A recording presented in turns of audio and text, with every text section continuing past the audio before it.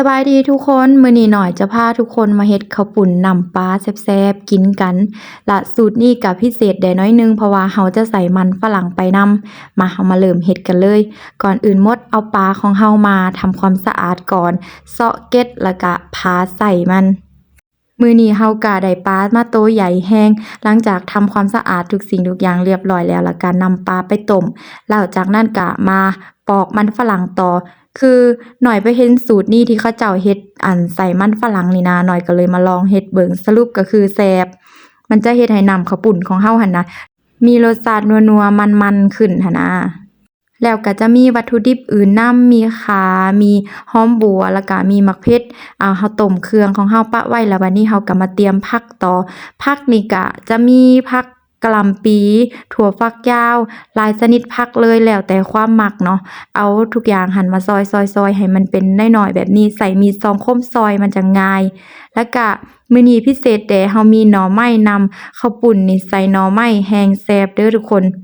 เอามาฝานเฮ็ดเป็นตอนแบบว่าน้อยๆบางๆแบบนี้แล้วแป๊บหนึ่งผ่านไป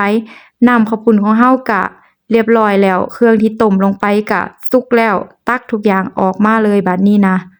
ส่วนหลายเวลาเฮ็ดข้าวปุ้นนี่หน่อยจะมักเอาปลาเฮ็ดหลายกว่าเพราะว่ารู้สึกว่าน้ำมันขุ่นดีหั้นนะตักทุกอย่างเรียบร้อยแล้วบัดนี้เราก็จะเอาไปตำได้ทุกคนขั้นตอนนี้เราจะตำหัวผักบัวตำข่าตำบักเผ็ดปะไว้ต่างหากก่อนเพื่อว่าเราจะเอาไปเจียวเอาไปจ่าวอีกเทื่อหนึ่งหั้นนะตำผักปะไว้แล้วบัดนี้ก็มาฮอดปลาเนี่ยการใจปลานี่ก็ข้อเสียคือต้องได้ระวังดีๆเด้อทุกคนเพราะว่ามันมีกลางเวลาที่เราใจกลางบ่หมดหั้นนะโอ๊ยไปกินแล้วถ้าว่ามีแบบตอนเศษกลางยังค้างอยู่หั้นน่ะล่ะมันจะเฮ็ดให้เรากินบ่แซ่บเลยเพราะฉะนั้นขั้นตอนนี้ต้องได้ใจกลางดีๆเด้อมาบัดนี้ก็ฮอดขั้นตอนของการเฮ็ดน้ำข้าวปุ้นแล้วเอาเครื่องที่เราตำป้าไว้หั่นลงไปผัดในน้ำมันให้หอมๆเลยเครื่องก็จะมีมะเขือมีข่ามีหอมบัวที่ว่าเราตำไว้ตะกี้อะนะแล้วก็มื้อนี้เราจะใส่เป็นมะเขือน้ำหน้าไปนำเด้หน่อยใส่เป็นรุ่นนี้เด้อมื้อนี้นะเป็นพริกแกงเผ็ดแล้วก็เจียวทุกอย่างในน้ำมันหอมๆแล้วบัดนี้ก็ตามด้วยปลาของเราเลยนำปลาของเราลงไปผัดโคเลๆให้มันแบบว่าจนมีกลิ่นหอมพู้นล่ะอันนี้ก็แล้วแต่สูตรไผสูตรลาวเด้อไผมักละเอียดจะเอาไปปั่นให้ละเอียดกว่านี้ก็ได้แต่ส่วนตัวน้อยมันบ่มักให้มันละเอียดปานใดแบบว่ากินไปแล้วเมาให้มันแบบได้ย่ำได้หั้นนะหลังจากนั้นก็เอาไปใส่ในหม้อของเราเลยหม้อน้ำต้มปลาหั่นแหละใส่เครื่องที่เราผัดหั่นลงไปแล้วหลังจากนั้นก็ตามด้วยมันฝรั่งเอาไปยอกๆจัก2-3 บาทแล้วก็ใส่ลงไปเลยเด้ก็แล้วล่ะเด้ทุกคนน้ำข้าวปุ้นนะความง่ายบัดนี้ก็ใส่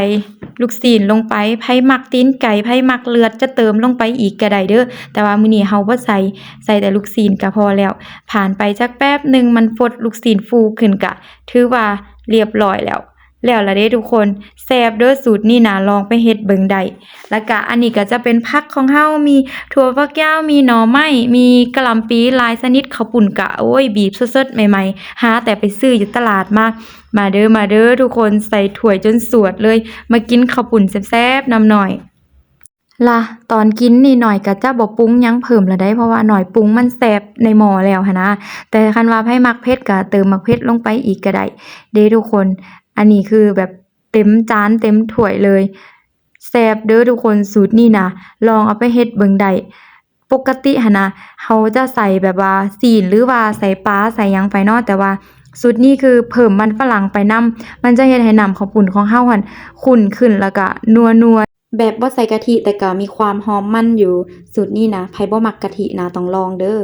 หรือว่าไผมีสูตรเฮ็ดแบบอื่นที่ว่าต่างจากนี้ออกไปก็สามารถแนะนำหน่อยเข้ามาได้เด้อมื้อหน้าหน่อยจะลองเฮ็ดเบิ่งหรือว่าไผมีหยังอยากแนะนำอยากให้หน่อยเฮ็ดคลิปแนวใดออกมาก็คอมเมนต์บอกหน่อยได้เด้อหน่อยอ่านทุกคอมเมนต์และหน่อยก็ตอบทุกคอมเมนต์เลย